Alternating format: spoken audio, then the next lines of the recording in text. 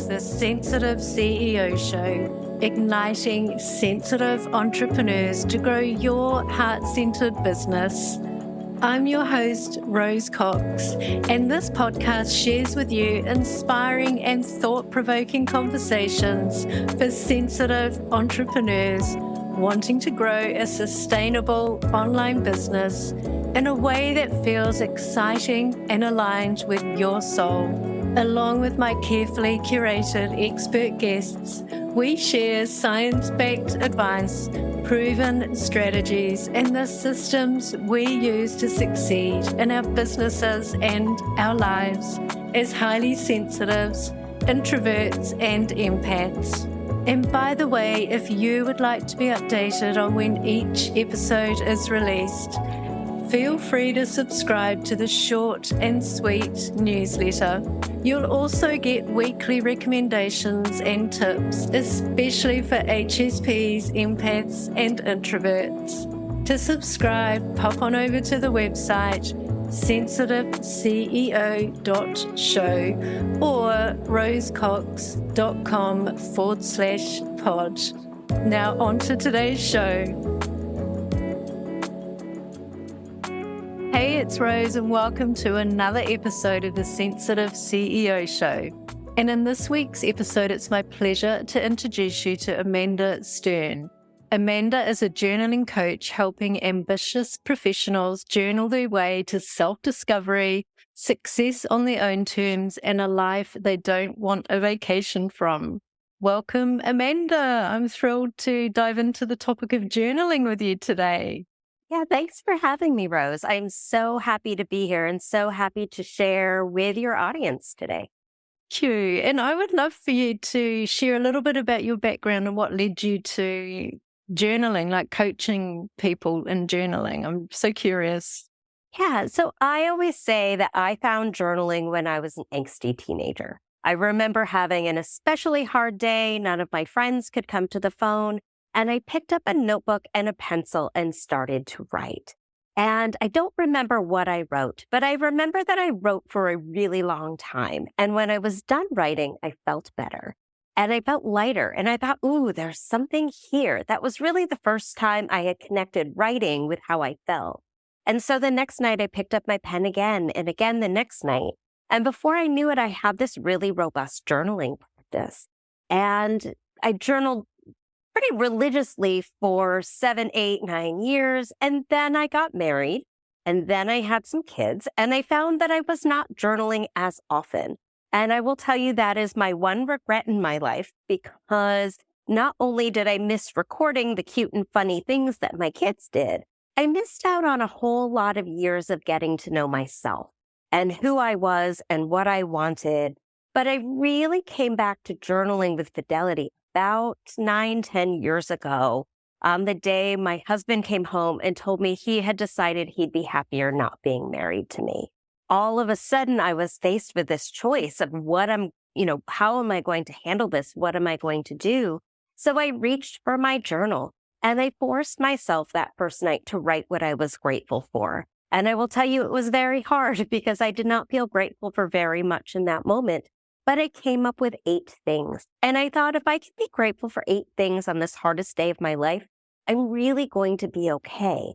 And that for me was the start of really discovering what my journaling can do for me.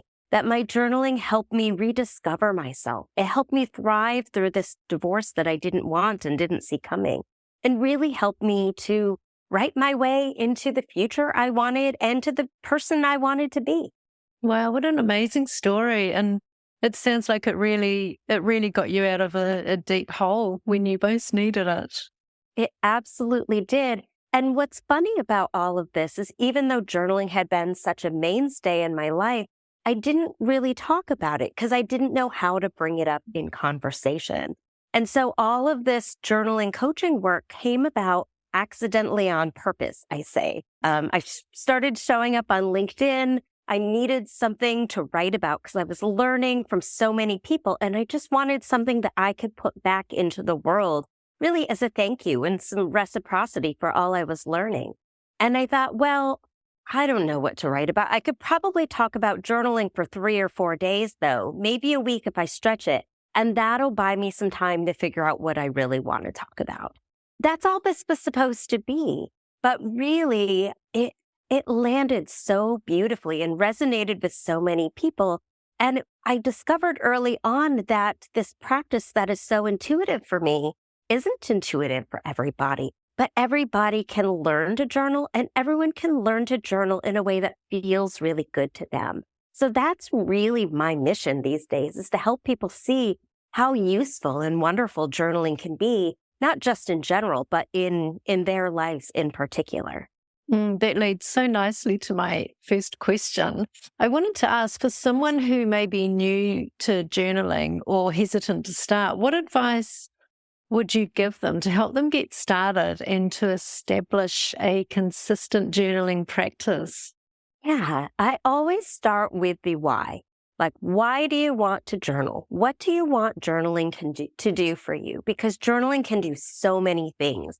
I mean, we don't have to look very far to see the benefits of journaling or read about them. They're scientifically proven, but not every way of journaling is going to bring us every single benefit. There are so many beautiful ways to journal, and every way brings a benefit. So we really have to think about what we want our outcome to be so that we can choose the techniques that are going to help us get there. Because I work with lots of people who come to me very frustrated about journaling, who say things like, I don't get it. I've tried it. It doesn't work for me. And worse, the worst thing I hear is, oh, there must be something wrong with me because I can't figure it out.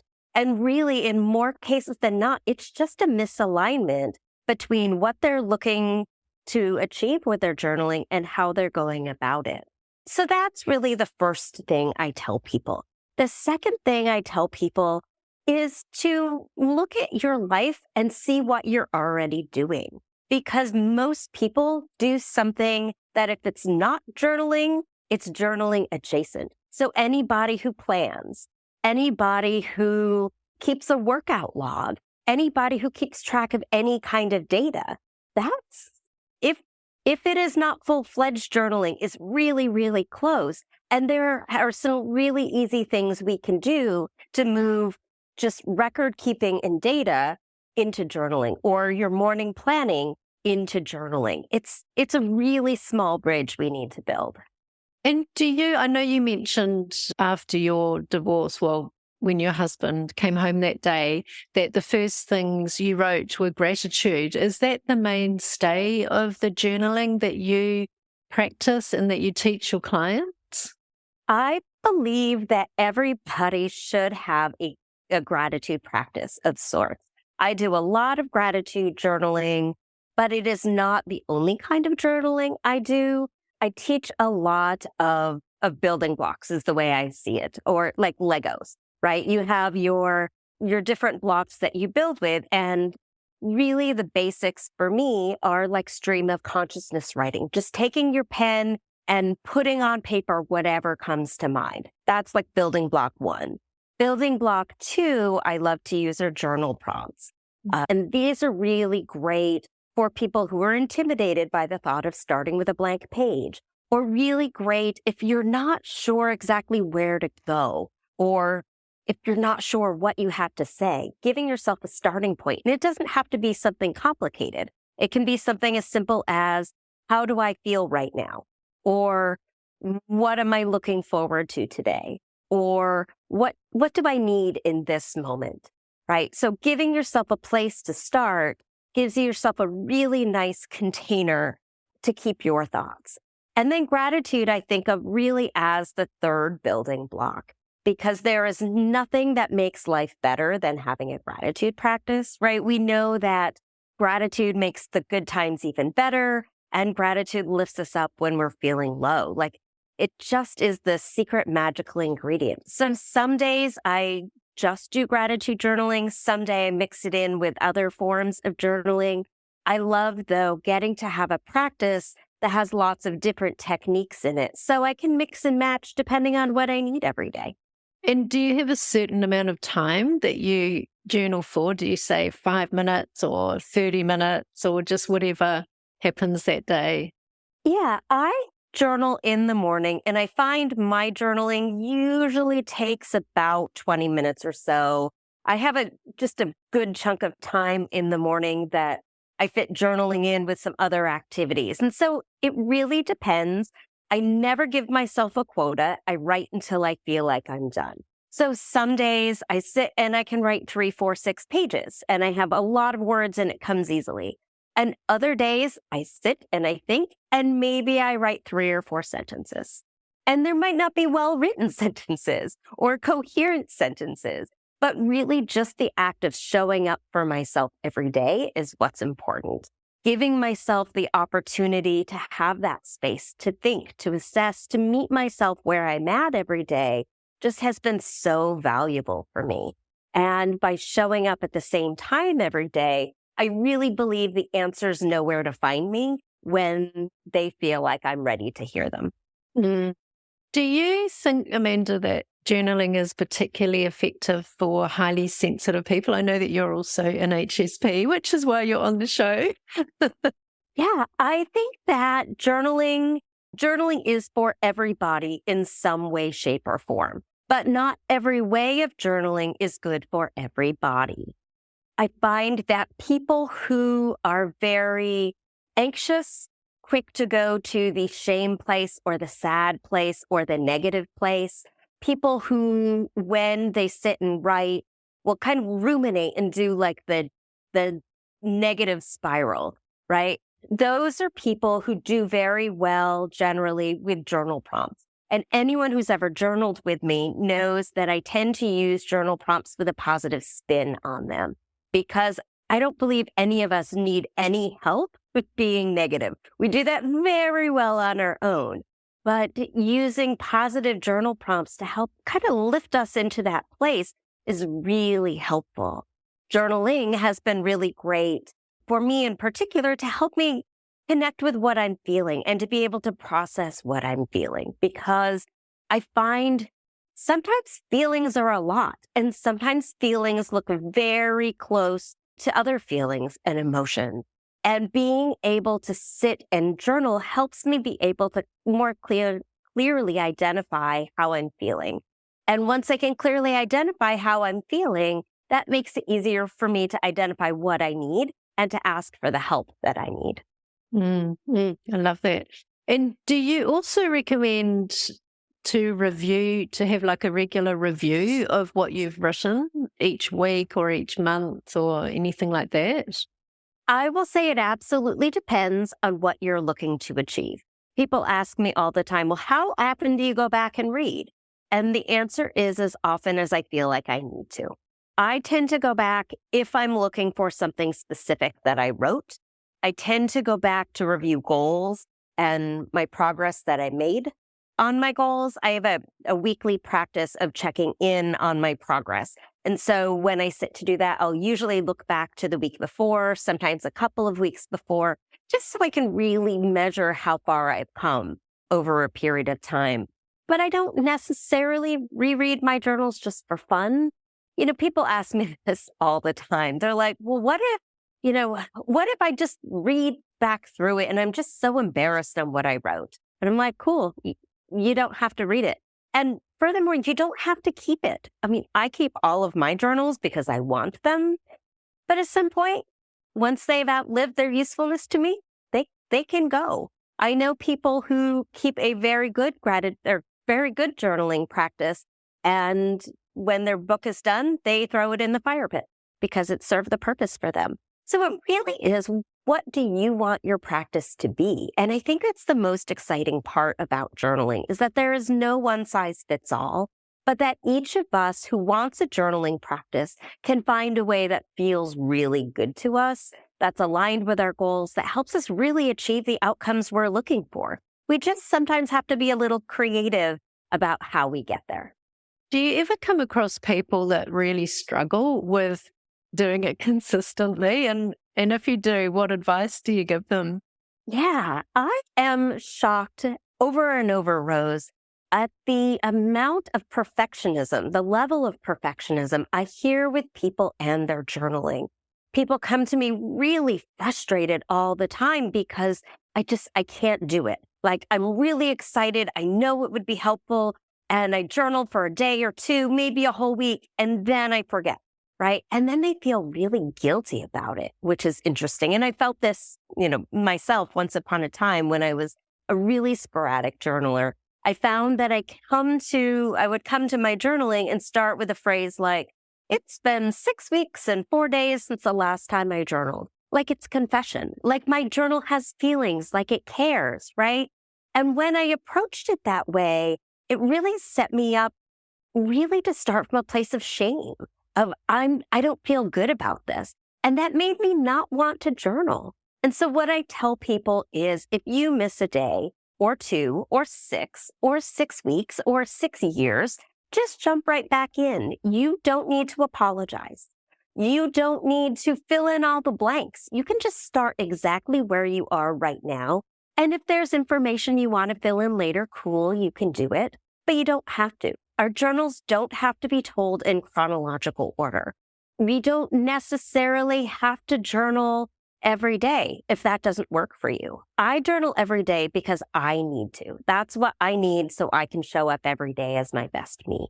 But I know a lot of people who get a lot of mileage from journaling 5 days a week or 3 days a week or every Sunday afternoon. Right? So we each get to find what works best for us. And I think that is really the coolest thing, that there's no one right way to do it, that what works for you might not work for me, and what works for me might not work for you. And that's okay, as long as we're both getting what we need from our practice.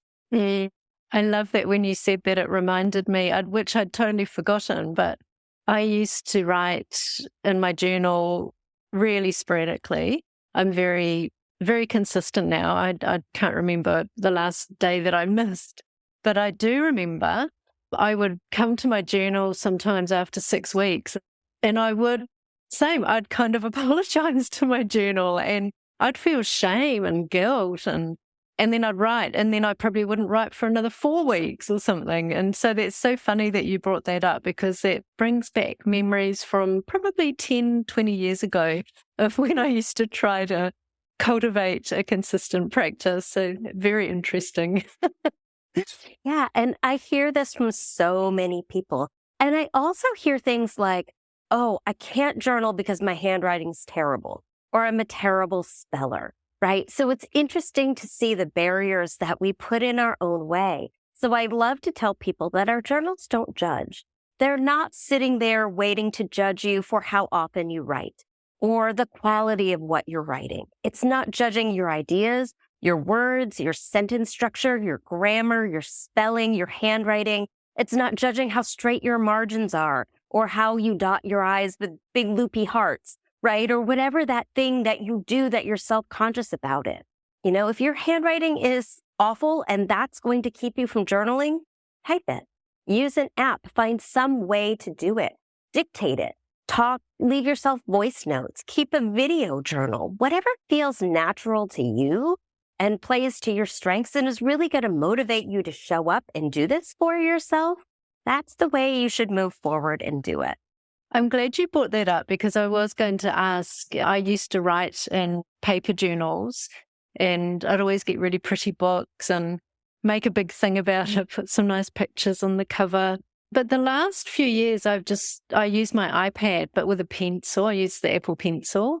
And I actually really like it. And I've got all of the entries, sort of chronological and all very well organized into years and months and everything. So I still write, but you said that it's just fine to type or speak as well. That's really good for people who don't necessarily want to write.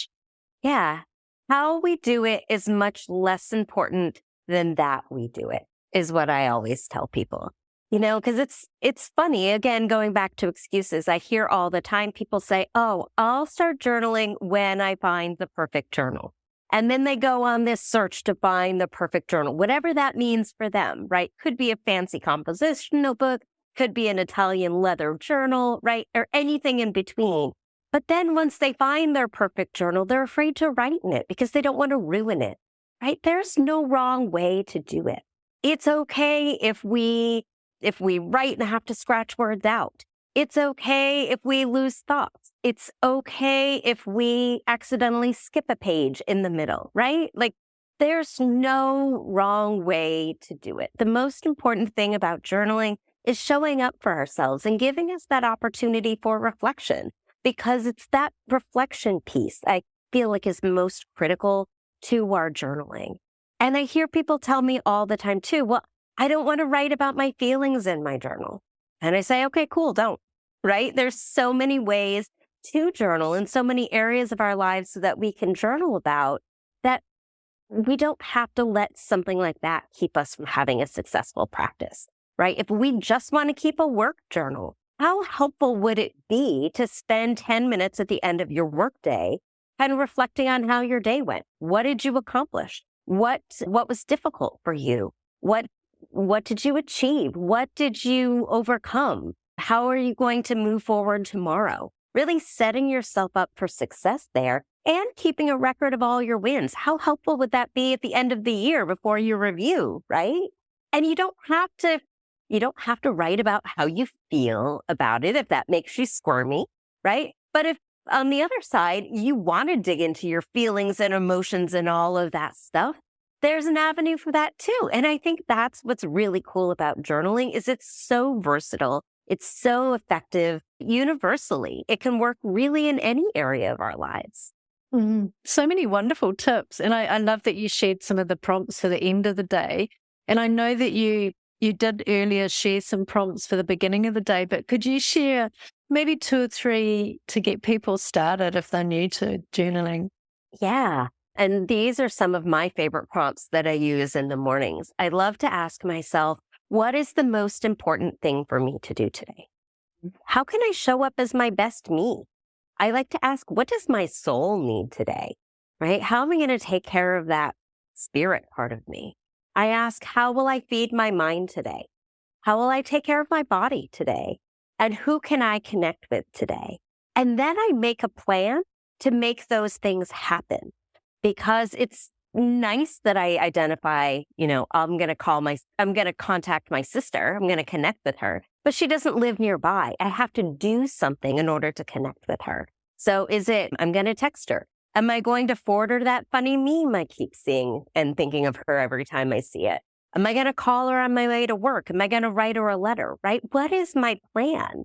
And really, by making my journaling really action-oriented, I hold myself accountable to do those things and really help move my life forward. Oh, wonderful. What great tips. Thank you so much, Amanda. And before we wrap up today, I have one question that I ask all of my guests. When you feel overwhelmed or unfocused, what do you do? Yeah, and this will not surprise you at all. I take to the pages of my journal. I knew you were going to say that. Yeah, I take my pen and I ask myself, well, what am I feeling right now? Why am I feeling this way, right? Because sometimes we think we feel a certain way until we dig down a little deeper and realize there's something underneath, right? Like if we feel angry, we might be sad underneath, right? But that one emotion really does a great job of hiding it. So when I'm feeling really unfocused, I want to know why. Is it that I have something I'm worried about? Or is it that I just don't like the task that I have to do, right? Because the answer I get will help me identify the strategy to get past it, to refocus, to figure out a plan on how I'm going to get myself back on track. Oh, I love that. Thank you. And I'm going to pop all of your links in the show notes, but where would be the one place that you would like people to connect with you? Yeah, folks can find me at goodthingscometotosewhojournal.com. Wonderful. Well, thank you so much, Amanda. It's been wonderful talking with you today. Yeah, thank you so much, Rose. It's been my pleasure.